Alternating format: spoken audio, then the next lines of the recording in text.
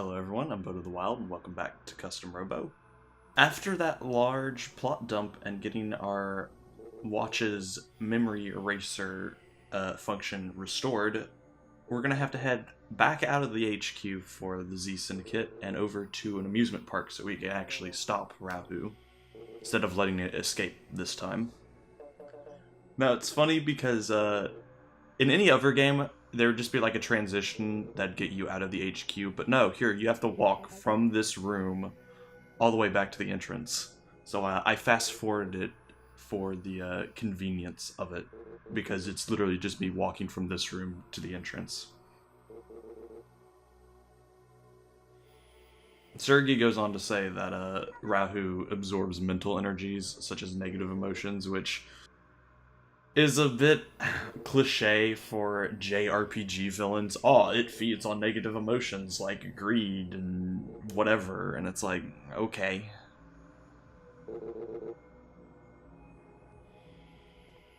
This is also the longest line of people we get in the game.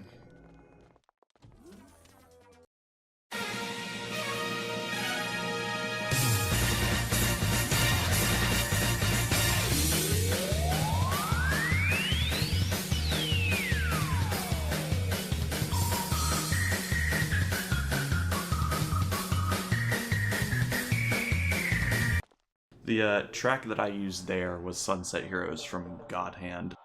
God Hand's fun, if a bit difficult. It also has a fantastic OST. Made by the same people who made Okami.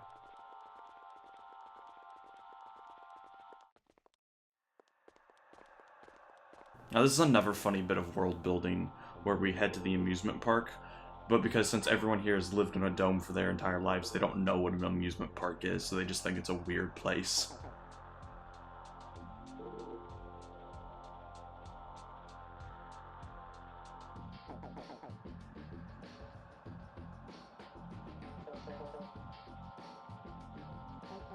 Now, before we can actually enter the amusement park, we have to do 2 battles in a row, just because these Z lackeys just show up out of nowhere and demand that we fight them.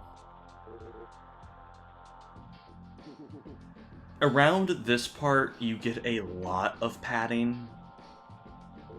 Like, the game just likes throwing fights at you at this point in time for no reason, just to be like, hey, have a fight. You may or may not get a part out of this fight.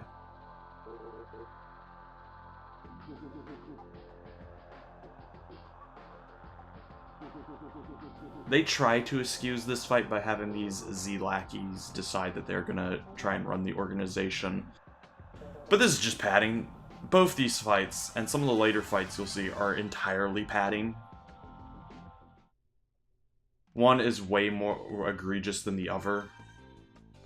And trust me, I'll get to that because it's around the end of this episode where we have those egregious fights. I'd say I forgot to switch over to the shotgun because I was using the flame gun. Also, a lot of these fights tend to go in the same way. This is where I mentioned that the AI is stupid. And I've been mentioning that for the entire playthrough. This is where the AI gets really stupid, because the AI does not know what to do when you stay on top of them with the shotgun. They freak out. They generally try to dash away from you, but because they're not great at doing that, I just get right in their face and shoot them down with the shotgun. And this is practically how every fight goes until the 2 boss fights we get in the amusement park. So that fight right there, that's every fight in the amusement park, except for the 2 bosses. The AI does not know what to do when you get up close with them with the shotgun. Because they will attempt to dash away, but they will never get far enough from you, so you just instantly knock them down again.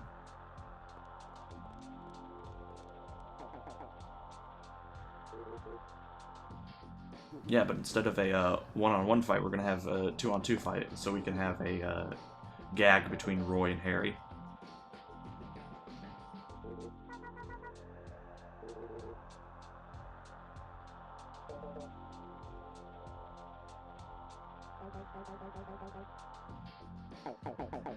That's the, this is the payoff for Roy being like, I don't respect Harry, by the way.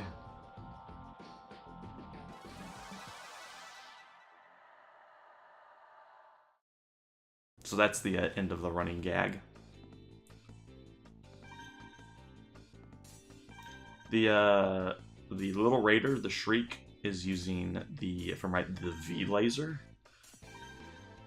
Yeah, the V laser. The V laser is a strange weapon, and where if you're on the ground, it'll fire 2 lasers out like a V. It has its usage. It's just that, much like a lot of other weird weapons, it's not. I wouldn't consider it optimal compared to other weapons. Like, if you get right up close in front of an enemy, you'll hit them with both the lasers. It's just that you have the shotgun, and if you do a grand battle, you'll have the magnum. There's literally way better choices than the V-laser.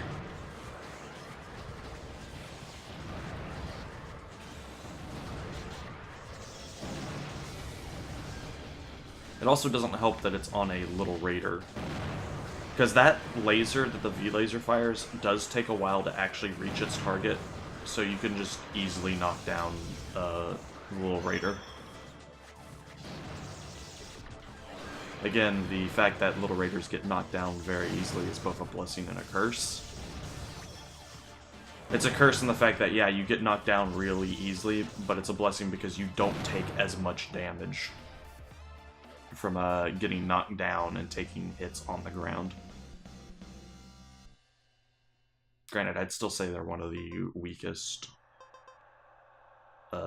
models for the Robos. We finally get the Geo-Trap bomb, which is, besides the Delta bomb, one of my other favorite bombs because its explosion is pretty huge. It's like the wall bomb, where it tends to blow up when it hits anything, but its explosion is a sphere explosion, so it's not a column, so you're able to hit a lot more things with it. Its explosion also lasts for a long time, cutting off whole entire areas of the Colosseum.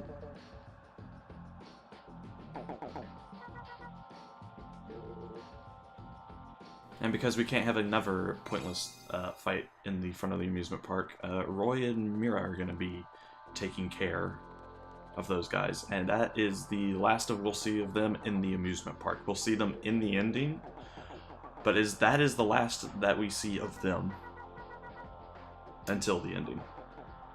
This is the other optional part I was talking about, where you can choose to say no. Harry needs to go to the bathroom, and he will ask the main character to join him, just in case that there's some lackeys in there. If you say no, you will not have to fight any of the guys that you fight in the bathroom. None of the fights in the bathroom give you any parts. The only thing that these fights do is give you a new Colosseum. I can't remember the name of it for right now, but it will show up. It's the bathroom Colosseum.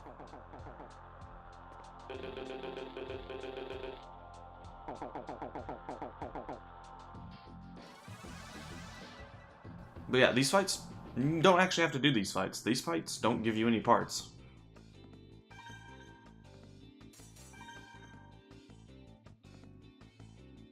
The Robo's Room Coliseum is one of the smallest Coliseums.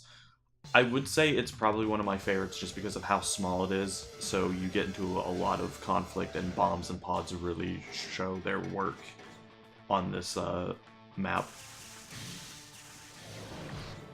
Of course, it's not my favorite Coliseum. My favorite Coliseum being the No Man's Land, which has, it's just a flat ground.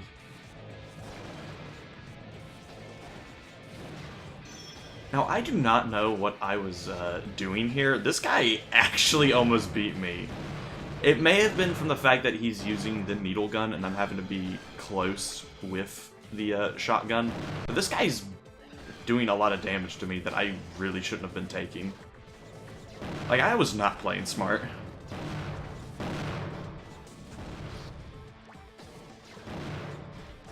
Again, the closer you are with the needle gun, the better.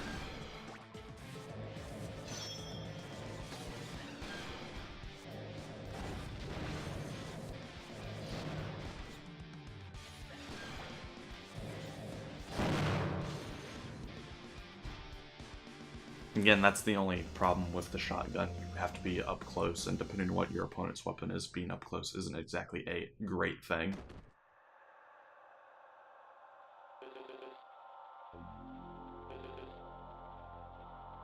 Yeah, but you're on bathroom floor, nameless lackey. No one wants to be knocked out in the bathroom. That's embarrassing.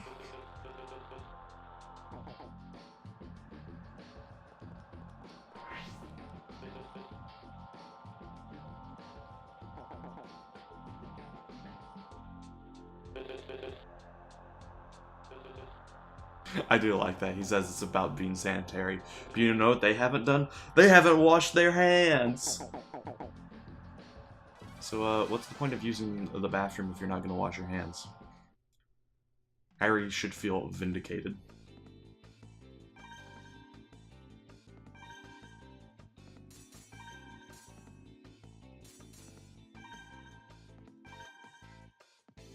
Again, my biggest problem with creating my robo is that I generally know what main weapon I'm going to be using, and the pod, it's just that bomb types are the ones I always have a problem with. Again, I like Delta and I like Geo Trap, it's just that not all the times that they're useful. Sometimes it's better to use a different type of bomb than a Delta or a Geo Trap. See, this is why I mean when the double fights can get real chaotic, because this map is so small and we're all in close proximity to each other that our bombs and pods are just hitting each other. The more dangerous of the two is the criminal, just because he doesn't have that one long air dash, and because there's small walls all around the map, the breaker has a lot harder time maneuvering with his air dash.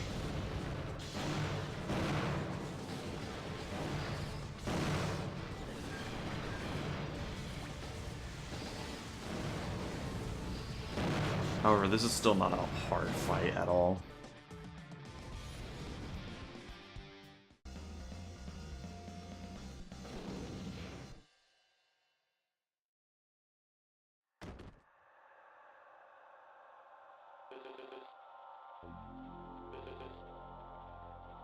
But again, you're lying down on the bathroom floor. On a destroyed bathroom floor, I should say.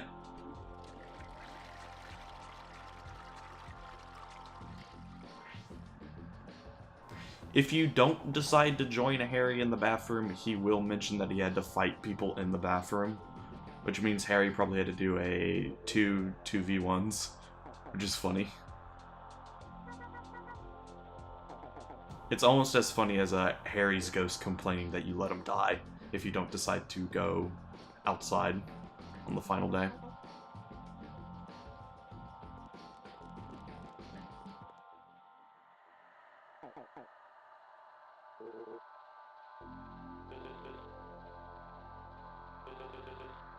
Again, these fights just happen. Like, these guys just show up out of nowhere. And that's honestly the problem with the amusement park. I think the amusement park has the most amount of fights just because there are guys just showing up from out of nowhere, everywhere, and wanting to fight you.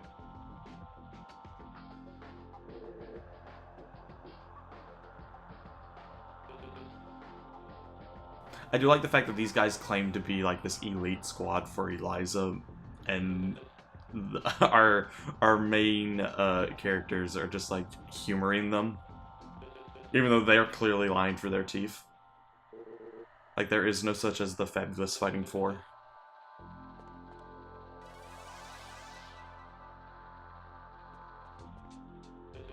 And it's not because our main characters are acting sarcastic to them.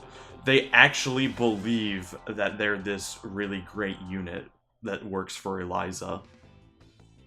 You'll see what I mean after we beat these guys. We actually get to see the unillegal version. The legal version, unillegal. It's a new word you can use, kids. The legal version of the Eagle Gun, the glider gun. It's not a bad weapon, it's just that the Eagle Gun is so much better. And that's because it's illegal. We get another unique map, the merry-go-round. This is the only time we see this map. And that's because we're fighting right next to the merry-go-round.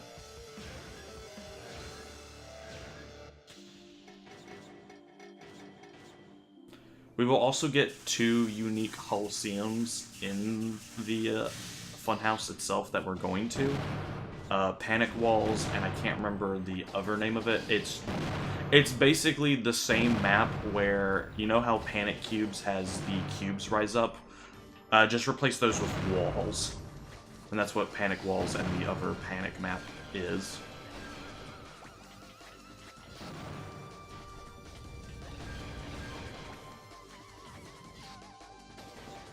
Again, the only problem with running the shotgun is that I have to be real close.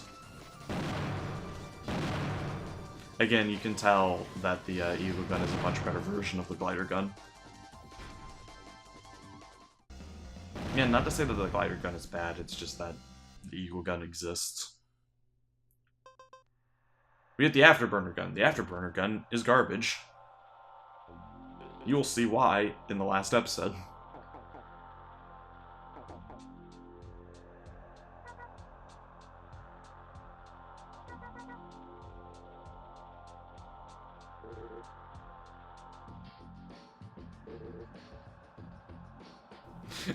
Again, I just love the fact that they actually believe that the Fabulous Fighting 4 is an actual thing that Eliza has. Instead of, you know, the obvious choice of, oh yeah, these guys are just lying to us.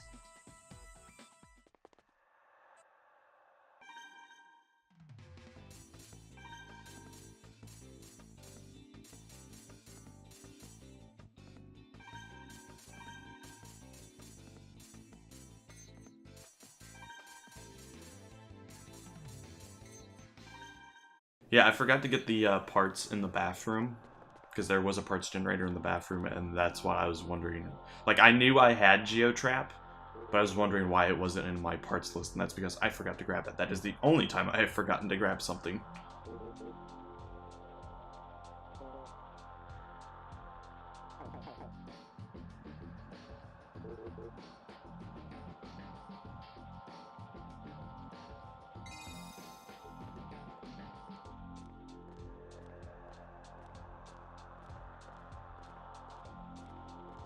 I say this is the final area in the game, this fun house. The front part of the fun house is a large maze where there are multiple fights within the maze. And here's how pointless these fights are. These fights don't contribute anything to the story. These fights are just, hey, we're gonna throw a bunch of guys at you now. Here's Panic Walls. The other map that is like this is a red tent, but it basically does the same thing. So it's literally just a palette swap. I do like Panic Walls a bit more because it uses Panic Cubes as a music track. But the fights that are in the funhouse, all of them can't, all except for maybe 2 or 3 can be considered optional. What do I mean by that is that there is a path of least resistance in the maze. You can find a path where you only have to fight 2 or 3 enemies. However, all these fights give you parts. To kind of circumvent how pointless these fights are, I have shown this first fight. But the rest of them I am going to fast forward through, because holy crap, there's so many fights in this funhouse, and they're all pointless. The only reason why you're doing these fights is just to get the parts.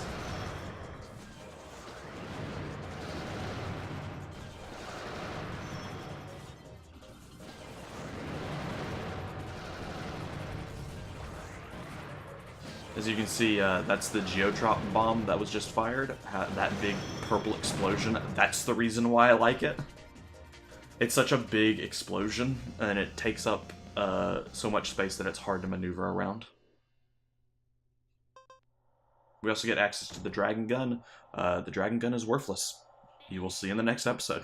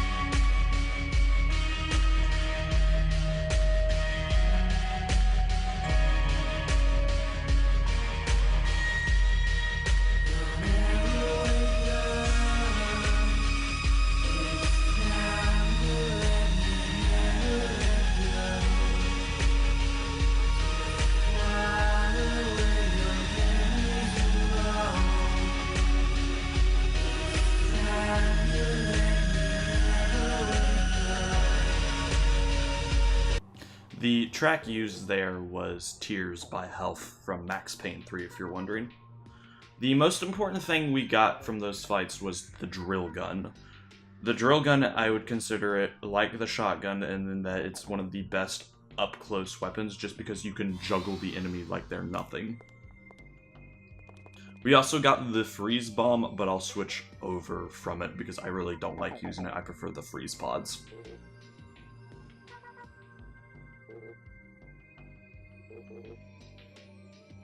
Apparently we had warp technology before Ravu destroyed everything. I don't know how. Because we have robots that fought each other. Again, I don't know the context of this to the other Custom Robo games.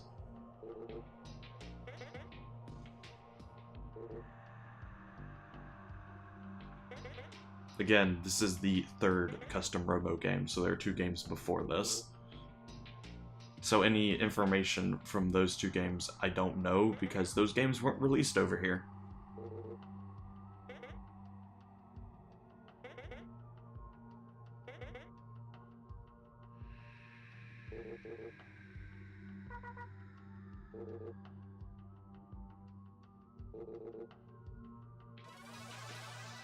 Gee, I wonder if Sergei is going to lose.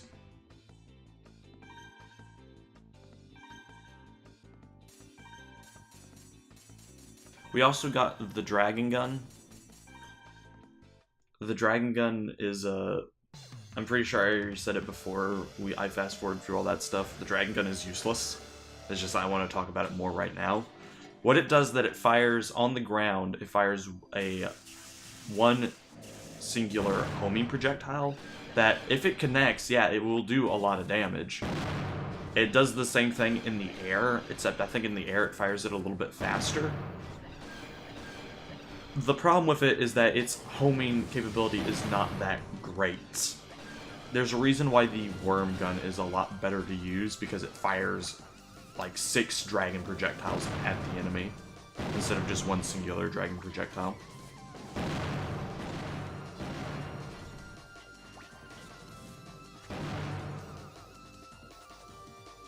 Of course, this fight was a lot like the other fights in the Funhouse. I just get real up close with the shotgun, and the fight's over. We get the Sky Freeze pod for that fight. Oh, golly gee willikers, Sergei and Eliza are still fighting. Gee, I wonder if he's going to lose. But we'll find that out in the last part, which is the next episode. So I'll see you guys later.